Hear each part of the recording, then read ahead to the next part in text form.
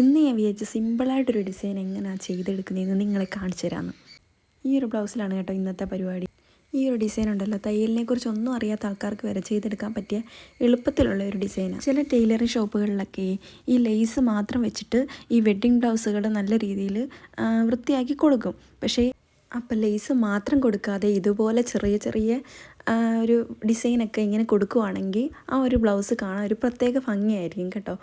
അപ്പോൾ ഇതുപോലെ സ്റ്റിച്ച് ചെയ്യുവാണെങ്കിൽ കുറച്ച് നല്ലതായിരിക്കും. വലിയ മെനക്കേടില്ലാത്തൊരു പണിയോ കേട്ടോ ഇത്. കുറച്ച് കട്ട് ബീഡും സീക്വൻസും മാത്രം മതി കേട്ടോ ഇതിന്. സത്യത്തിൽ ഞാനും കുറച്ച് നാളായതേ ഉള്ളൂ ഇതുപോലെ ഈ സ്റ്റിച്ച് ചെയ്ത ബ്ലൗസിലൊക്കെ വർക്ക് ചെയ്യാൻ തുടങ്ങിയിട്ട്.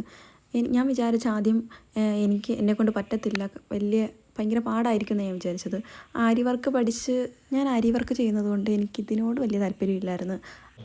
പിന്നെ നമുക്ക് ഇതുപോലെയുള്ള വർക്കുകളൊക്കെ വരുന്നത് കൊണ്ട് നമുക്ക് ഇങ്ങനെയും ചെയ്താലേ പറ്റത്തുള്ളത് കൊണ്ട് നമ്മളിത് പഠിച്ചു കഴിഞ്ഞപ്പോൾ എനിക്ക് എളുപ്പമായിട്ട് തോന്നി. പിന്നെ ഈ ഒരു ഡിസൈൻ ഫ്രണ്ടിലും ബാക്കിലും സ്ലീവിലുമായിട്ടാണ് കൊടുക്കുന്നത്. 2 ഇഞ്ച് ഗ്യാപ്പ് വിട്ടാണ് ഈ ഒരു ഡിസൈൻ കൊടുക്കുന്നത്. പിന്നെ ഈ ഒരു ഫ്ലവർ കണ്ടാൽ അറിയാലോ, ഇത് ഞാൻ നല്ല തിക്കായിട്ടാണ് കൊടുത്തിരിക്കുന്നത്. ഇത് വേണമെങ്കിൽ കുറച്ചും കൂടി ചെറുതാക്കി കൊടുക്കാൻ പറ്റും കേട്ടോ. ഈ ഒരു പൂ ഞാൻ 8 ഇതളാണ് കൊടുത്തിരിക്കുന്നത്. ഇത് വേണമെങ്കിൽ 6 5 കൊടുക്കാം. അങ്ങനെ ഈ ഒരു പൂവും കംപ്ലീറ്റ് ആയി.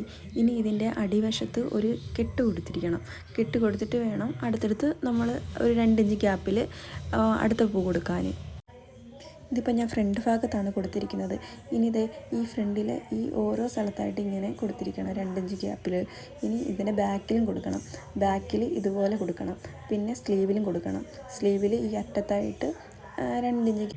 ഇനി ഈ ഒരു പൂവിൽ സ്റ്റോൺസും കൂടി ആഡ് ചെയ്യുവാണെങ്കിൽ കുറച്ചും കൂടി ഭംഗിയായിരിക്കും. ഇനി ആ സ്റ്റോൺസ് ഞാനിനി അടുത്ത വീഡിയോയിൽ കാണിക്കാം. ഇപ്പോൾ ഫുട്ബോളിൻ്റെ വേൾഡ് കപ്പ് നടന്നുകൊണ്ടിരിക്കുന്നത് കൊണ്ട് ടി വിയിൽ സൗണ്ട് കൂട്ടിയിട്ടേക്കുക. അതുകൊണ്ട് കുറയ്ക്കാൻ പറഞ്ഞാലും കേൾക്കത്തില്ല. അതുകൊണ്ടാണ് ഈ സൗണ്ട് കൂടി വരുന്നത്, ടി വിയിലാണ്. അപ്പോൾ ക്ഷമിക്കണേ.